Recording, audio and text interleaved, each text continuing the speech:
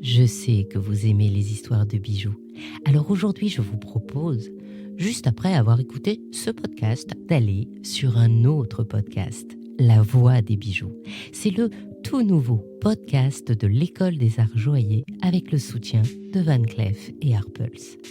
Il se présente en saison de 4 histoires, en version française comme en anglais. Et rien que, dans la première saison, on y évoque le collier de Jeanne du Barry comme les grilles de mariage de Rihanna. Je suis sûre que vous pensez comme moi. Des podcasts de bijoux, il n'y en aura jamais assez. Alors, pour écouter La Voix des bijoux, c'est sur le site de l'École des Arts Joailliers et sur toutes les plateformes d'écoute. Vous le reconnaîtrez facilement sur votre application préférée, car la vignette, c'est la broche Ruby Lips de Salvador Dali reproduite par Henry Caxton. Alors, à vos écouteurs.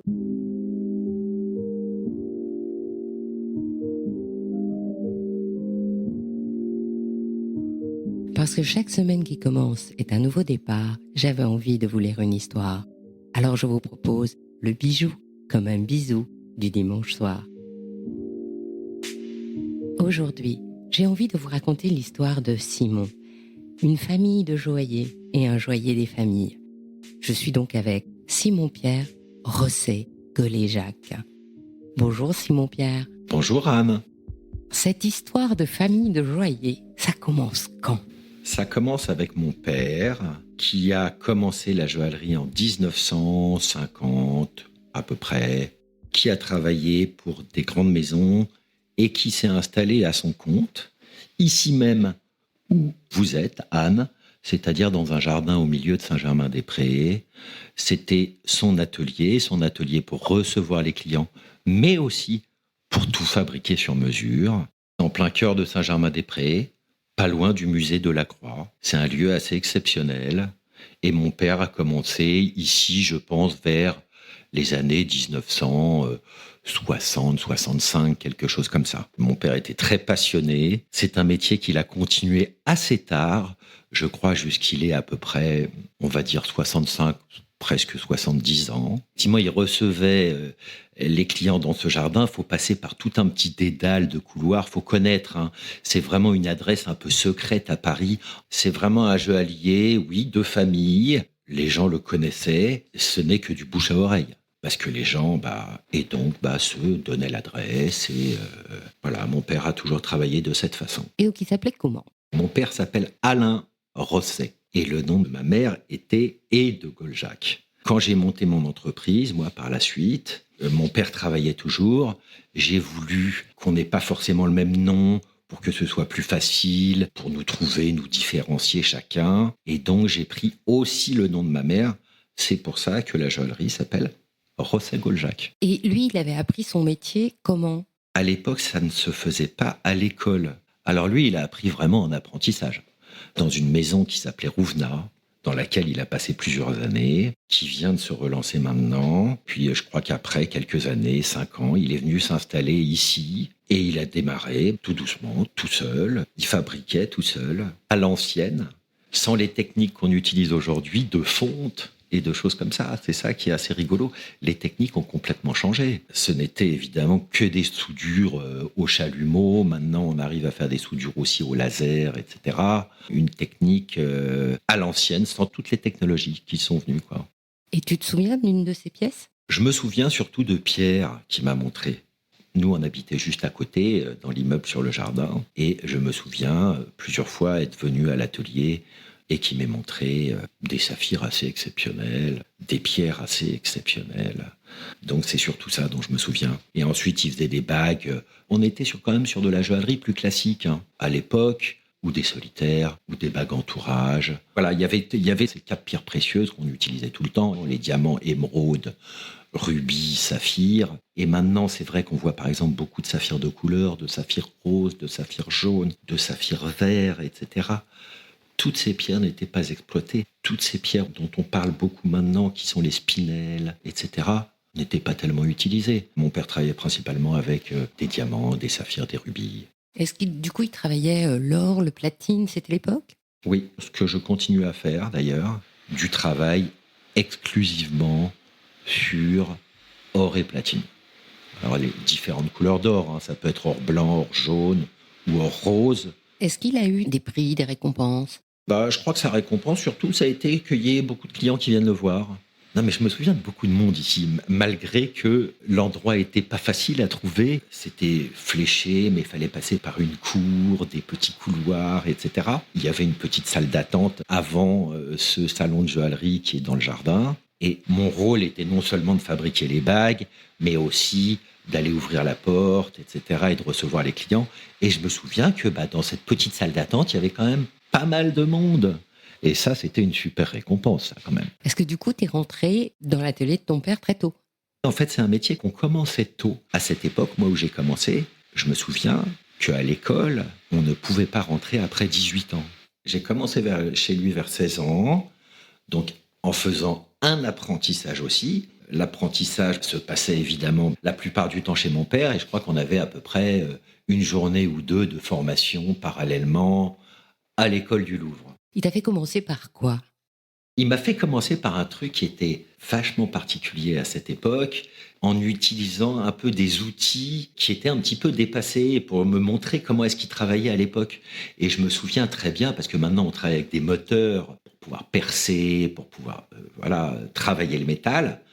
Et je me souviens qu'il m'avait fait travailler avec ce qu'on appelle un drill, c'est-à-dire une sorte d'outil qui marchait avec une corde et sur lesquels il fallait pousser au fur et à mesure de haut en bas pour que cette corde vienne s'enrouler autour d'un axe central et faire tourner ce forêt qui perçait le métal. Donc c'était presque d'un autre temps. Mais c'était assez rigolo, c'était une expérience assez amusante.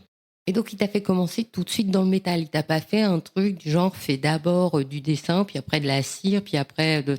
Non, pas comme ça. Non, parce qu'en fait, à l'époque, on faisait très petit. Les bagues étaient dessinées, gouachées. Mon père proposait différentes versions, différentes façons de monter cette pierre que les clients avaient choisie. Les gens choisissaient un dessin et on partait directement sur la monture qui était faite directement en métal. Alors moi, j'ai pas commencé à travailler sur de l'or. Quand il a commencé à me faire travailler, c'était sur du laiton, des matériaux un peu moins nobles quand même. C'était vraiment de l'exercice. Mon travail, c'était surtout d'apprendre à utiliser tous les outils, limer correctement, pouvoir faire un repercé avec ses scies, des petites découpes fines. Et ça demande un très grand temps d'apprentissage, tout ça. Un joaillier qui était formé à cette époque était diplômé au bout de 3 ans ou quelque chose comme ça, avec des techniques qui étaient assez différentes et assez complexes, de soudure, d'emmaillement, de découpe à la scie, etc. Mais pour former un bon joaillier, il fallait entre 5 et 10 ans pour un vrai savoir-faire. Et toi, t'as mis combien de temps? Je suis comme les autres. J'ai mis exactement ce temps-là à apprendre de mes erreurs aussi. Il y a un moment, effectivement, où quand il faut faire des soudures, il faut chauffer une bague qui n'est pas encore sertie avec les pierres, qui ne sont que des parties en métal qu'on assemble. Une bague, c'est une sorte de petite architecture avec plein de fils. Les bagues à l'ancienne étaient comme ça. Il y avait un plateau, un anneau, et ce plateau reposait sur des petits fils, une petite architecture comme ça. Donc il y a pas mal de différentes parties qu'il faut assembler avec de la soudure. Et je me souviens effectivement au début, j'avais dû chauffer un peu trop fort et la pièce avait fondu, quoi. Donc fallait tout recommencer, voilà. Qu'est-ce qu'il te disait? Qu'est-ce qui est resté dans ta tête? J'ai eu pas mal de chance parce que mon père a été un maître d'apprentissage, non seulement un super père évidemment, mais un maître d'apprentissage pas trop sévère. C'est-à-dire que j'étais content de venir travailler ici. Ça se passait bien, on travaillait à 3. À cette époque-là, mon père travaillait avec un de mes oncles, qui était un joaillier expérimenté. On produisait et on faisait beaucoup de bagues sur mesure, comme ça, qui étaient toutes faites à l'unité. On partait d'un plané de métal, d'un plané d'or qu'on mettait en forme. Tout était fait à la main, de tous ces fils qu'on tirait aux bonnes épaisseurs pour pouvoir par la suite les souder, rapporter tout ça, rapporter aussi l'anneau de la bague, ainsi que les griffes pour faire tenir les pierres. Ouais, c'est un sacré travail. Tu m'as dit, il est parti tard. Et toi, tu as ouvert ta maison. Est-ce que ça a été concomitant ou est-ce qu'il y a eu un glissement? Comment ça s'est fait alors? Il a travaillé pour toi après que tu aies travaillé pour lui? Non, ça aurait été sympa. Je savais que mon père avait envie de travailler tard. qu'il aimait beaucoup son métier, il a bien raison. À un moment, j'avais envie de voler de mes propres ailes, et donc je me suis installé pas très très loin, pas dans le même quartier, mais presque. J'avais, je crois, à peu près, je ne veux pas dire de bêtises, mais 25 ans, quelque chose comme ça. Je me suis installé dans la rue des Saints-Pères, en deuxième cour. Personne ne pouvait me trouver. Et en fait, comme j'avais pas beaucoup de sous, je ne pouvais pas acheter beaucoup de pierres. Et donc, j'ai commencé en allant dans une niche un peu particulière. J'ai fabriqué des boutons de manchette. J'avais l'impression que ça n'existait pas sur le marché. C'était un produit pour les hommes que je trouvais amusant, un peu différent, un des seuls bijoux que les hommes puissent porter avec des montres. Enfin, j'ai commencé tout doucement comme ça, en faisant des boutons de manchette en argent. J'avais travaillé un petit peu pour Dior, un petit peu pour Zegna, etc. Et puis, par la suite, j'ai eu des collectionneurs de boutons de manchette assez rapidement. J'ai eu cette chance d'avoir des collectionneurs de boutons de manchette qui m'ont donné beaucoup de travail. Donc, on a fait des pièces assez exceptionnelles en boutons de manchette, des trucs assez dingues. C'est-à-dire, je me souviens, je crois qu'il y a une Rolls-Royce, c'est pas ça, en bouton de manchette? Ah, il y avait une sorte de petite Bugatti qui est vraiment chouette, qu'on continue à faire sur demande. Mais ce qui est sympa, c'est que tous nos produits, que ce soit les boutons de manchette et maintenant les bagues, les colliers, les choses comme ça, tous ces bijoux précieux sur lesquels on donne beaucoup de temps, beaucoup d'énergie, beaucoup de savoir-faire, on les fait en très peu d'exemplaires. Alors, on a fait des insectes, on a fait des abeilles très jolies, ultra raffinées et très belles, qui sont en or mat et en or brillant, et qui pourraient aussi être portées par des femmes parce que c'est super joli. Et on a fait toutes sortes d'insectes, des scarabées, avec différentes couleurs, avec des patines d'or. On a fait aussi des coccinelles, parce que je travaillais aussi à cette époque-là beaucoup avec de l'émail, des petites grenouilles, mais des boutons de manchette, on en a fait de tout type. Ça pouvait être des dés à jouer, des cartes, des petits oursons, des têtes de chevaux. Puis on a travaillé pour beaucoup de monde. Puis on avait des intermédiaires de temps en temps. Je crois que le roi du Maroc, pas par notre intermédiaire, mais nous, en tant que fabricants, on a fait beaucoup de choses aussi de boutons de manchette pour lui. Est-ce que tu as hérité un petit peu, quelque part, de la clientèle de ton papa? Oui. En fait, ce qui s'est passé, c'est que je suis allé monter ma boîte une dizaine d'années avant que mon père s'arrête. J'ai monté un petit atelier où on était à peu près trois joailliers à travailler sous ma direction. Quand mon père a voulu arrêter, j'ai voulu évidemment reprendre aussi cette adresse dans le jardin. J'ai pris aussi un autre atelier sur la rue pour qu'on ait une visibilité quand même. Et oui, maintenant que je suis là, il y a toujours cette clientèle fidèle. Je crois que ça amuse beaucoup mon père quand je raconte que tel client est passé, parce que ça lui remet des souvenirs en tête, des parents, des oncles, de choses comme ça, de la même famille. C'est vrai que c'est toujours très plaisant de se dire qu'il a fait un travail qui est pérenne. Toute cette clientèle a besoin aussi d'être en confiance chez un joaillier. On vient chercher une pierre, on vient confier des pierres aussi de temps en temps à monter. C'est-à-dire que les gens viennent avec des pierres précieuses, nous laissent des pierres précieuses pour pouvoir fabriquer des bijoux.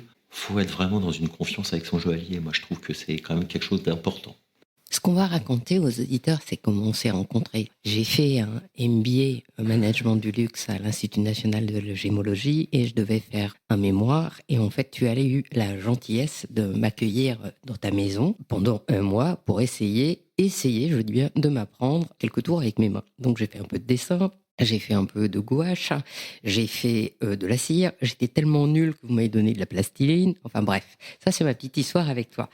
Et par contre, je me souviens parfaitement qu'à plusieurs reprises pendant ce mois, j'ai vu des clients franchir la porte, des jeunes hommes souvent, qui arrivaient tout timides en disant « Ben voilà, je suis le fils de madame ou de monsieur machin et je viens pour la bague de ma fiancée. » Tu avais fait la bague de fiançailles ou ton père de ses parents et lui venait pour son futur couple. Et c'était ça qui m'avait vraiment touchée à l'époque. Oui, c'est vrai que c'est quelque chose de très plaisant. On suit les moments heureux d'une vie, ce qui est plutôt sympathique, parce que les gens viennent nous voir pour des moments plutôt sympas quand même.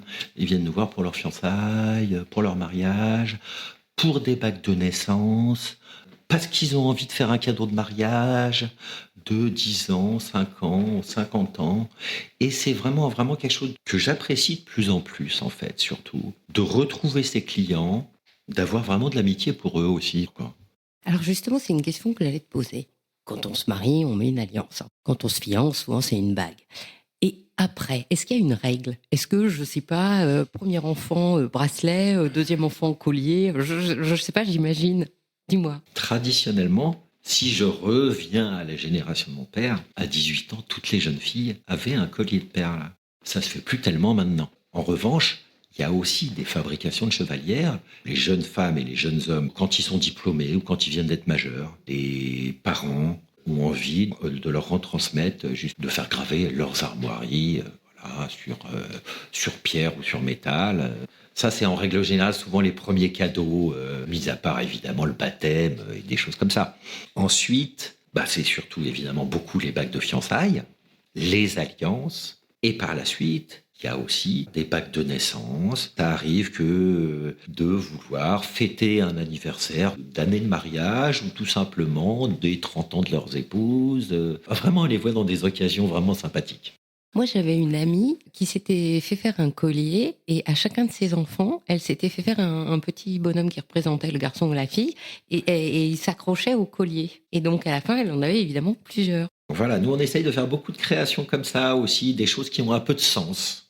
Je sais que sur ces bagues de naissance dont je parlais, il y a quelque chose qui est assez amusant, c'est que les enfants savent quelle bague leurs mères ont eu pour leur naissance. Et donc se l'approprient beaucoup en fait, c'est assez rigolo. Je crois que j'avais cette anecdote d'une mère qui trouvait plus sa bague de la naissance de sa fille. Et en fait, sa fille l'avait subtilisée, simplement l'avait mis sur sa table de nuit parce que c'était un peu sa bague à elle, quoi. Donc très mignon comme histoire. Et donc, de ce que tu me dis, c'est que c'est plutôt des bagues. On consomme beaucoup de bagues, nous, en France. Il y a beaucoup de bagues parce que c'est un bijou qu'on porte beaucoup. Je me souviens qu'au salon de Myrtille Mousson, mes créateurs joailliers, tu avais eu le prix du savoir-faire justement pour une bague. Celle-ci, je m'en souviens très très bien de cette bague. Une bague qui était un buisson, un buis. Et on avait représenté une bague qui était toute ronde, comme ça, une sorte de dôme, tout en grenade savorite, qui ressemblait à un buis. On avait fait une monture extrêmement discrète, ce qui fait qu'on voyait que cette sorte de demi-sphère sur le doigt, qui prenait quand même pas mal de place, qui prenait presque une phalange. Et l'anneau, on avait fait quelque chose d'amusant, c'est qu'on avait fait comme si c'était le pot en terre. Donc on avait travaillé sur de l'or rouge. Et c'est vrai que c'était une très jolie pièce, avec une vraie complexité de fabrication. Pour laisser ces pierres tout en hauteur, sans qu'il y ait du métal trop entre les pierres pour garder un peu de légèreté. Ça faisait vraiment buisson de bouillie, puisque chaque verre n'était pas tout à fait le Oui. même. Ça donnait une impression d'impressionnisme, en fait. Oui. Et cette espèce de corps de bague en peau, comme tu dis, permettait justement de poser la bague sur la table directement. Et qu'elle reste toute droite. T'as très bonne mémoire. T'as très bonne mémoire parce qu'effectivement, ce pot, ce qui était très amusant aussi dans cette bague, c'est qu'on pouvait la poser comme ça. Elle tenait.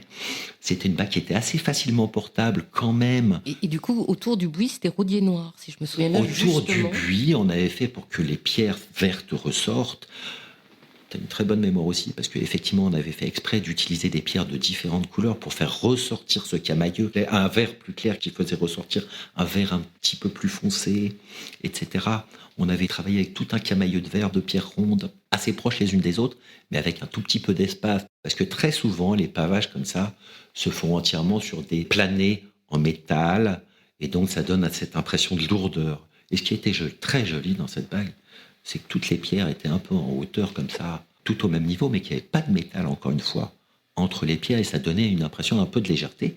Et effectivement, on avait fait noircir le métal pour qu'on ne voit que le verre, pour faire disparaître ce métal, en fait. Est-ce qu'elle est partie, cette bague? Oui, c'est super. Je suis absolument ravi, en fait, que les gens puissent s'emparer de ça, parce que ce sont des objets vraiment artistiques, dans lesquels on a mis pas mal d'imagination, le plus possible de notre savoir-faire, des vrais savoirs techniques, des essais loupés qu'on recommence pour avoir quelque chose de parfait. Et je suis ravi quand quelqu'un peut se vanter presque d'avoir une pièce unique comme ça. Oui, je sais qu'il a et je trouve qu'elle a beaucoup de chance. Et du coup, c'est pour ça que chez toi, il n'y a pas de collection, en fait. Il y a des bagues qui sont en forme de plume, il y a des bagues qui sont en forme de rond, il y a des bagues qui sont en forme de scarabée, il y a des bestiaires, il y a de l'abstrait, il y a des circonvolutions autour des opales avec de l'or blanc ou de l'or noirci. Il y a vraiment tout type de bagues parce qu'en fait, tu corresponds à un groupe pour une famille, pour quelqu'un précisément. J'ai surtout pas du tout tout envie de me limiter dans notre création et dans la diversité de ce qu'on peut proposer, ce qui est une des choses les plus amusantes de notre métier. Alors c'est vrai que ça rend moins identifiables nos bijoux, mais en revanche, on a une proposition qui est large et nous, on arrive à garder tout le plaisir de notre métier, de faire des choses différentes, que ce soit des bagues plus classiques de fiançailles ou une bague scarabée qu'on a fait il n'y a pas longtemps, qui est une série limitée à 3 exemplaires, une série de 3 en or blanc, une série de 3 en or rouge et une série de 3 en or jaune. Et les ailes sont faites avec du cristal de roche, c'est-à-dire du cristal naturel. Et par-dessous, on a demandé à des lapidaires d'ajuster une petite plaque de nacre pour renvoyer la lumière. Ça donne un effet de chatoyance et d'iridescence, de renvoi de lumière qui est hyper joli. Alors là, ce serait pas une bague de fiançailles, ce serait plutôt une bague pour une naissance, hein, t'es d'accord? Ça, c'est bague de naissance, je suis tout à fait d'accord. Ce qui est très amusant, c'est que celle qu'on a fait en or rouge, on a mis de la nacre un peu rouge dessous, un peu brune, ce qui fait qu'il y a cette iridescence un peu dans les brins rouges. On l'a sertie de diamant brun. Celle qui est jaune, les lapidaires l'ont fait avec de la nacre dorée, et on l'a sertie de diamant jaune. Et la dernière étant or blanc, les lapidaires vont tailler de la nacre blanche, et on va le sertir de diamant blanc. C'est super joli, en tout cas. Et alors, tu crois que ton fils va reprendre la suite? J'ai jamais voulu penser et pousser mes enfants à reprendre une suite. J'ai pas envie que ce soit une obligation. J'ai vraiment envie que ce soit un plaisir s'ils le font. Une passion. Faut être passionné pour faire ce métier. Faut aimer les pierres. Faut aimer la gémologie. C'est un vrai métier technique, mais aussi artistique. Et donc, faut vraiment le faire aussi par plaisir. Non, j'ai jamais voulu pousser mes enfants. J'aimerais bien qu'ils y viennent un jour, parce que c'est un des métiers qui est super riche, dans le sens du savoir, dans le sens de connaissance des pierres, de connaissance de la technique, dans cette créativité qui peut être sans limite, de cette relation à la clientèle qui est quand même super chouette. Non, mais mes enfants, je disais simplement que je veux pas les pousser, mais je pense qu'il y en a quand même 2 d'entre eux sur les 3 qui sont intéressés, intrigués. Et je crois qu'ils ont envie de faire leur parcours personnel avant peut-être de revenir à ce métier de la joaillerie. Comme toi, donc. Comme moi, et je crois qu'ils ont envie de garder ce savoir-faire familial et de suivre les clients des générations futures. Ça restera encore une histoire de famille. Bah oui, et puis tu reviendras pour les interviewer peut-être. Bah voilà. Ou j'enverrai mes enfants. Voilà. Merci Simon-Pierre. Merci beaucoup Anne. Ainsi se termine cette histoire de Simon-Pierre, Rosset, Goléjac, famille de joailliers et joailliers des familles. Je suis Anne Desmarais de Jotan et je donne une voix aux bijoux chaque dimanche. Et si vous aussi, vous avez envie de faire parler vos bijoux et votre maison, je serai ravie de vous accompagner pour réaliser votre podcast de marque ou vous accueillir en partenaire dans mes podcasts natifs. Nos prochains rendez-vous seront sur le podcast thématique « Il était une fois le bijou », en alternance avec le podcast « Brillante », celui des femmes de la joaillerie, et aussi ce podcast « Le bijou comme un bisou ». Faites-moi plaisir, soutenez-moi en mettant des avis, des étoiles sur Spotify ou Apple Podcast, en vous abonnant sur votre plateforme d'écoute et en partageant l'épisode sur vos réseaux sociaux. Je vous souhaite une jolie semaine et plein de bisous comme un bijou.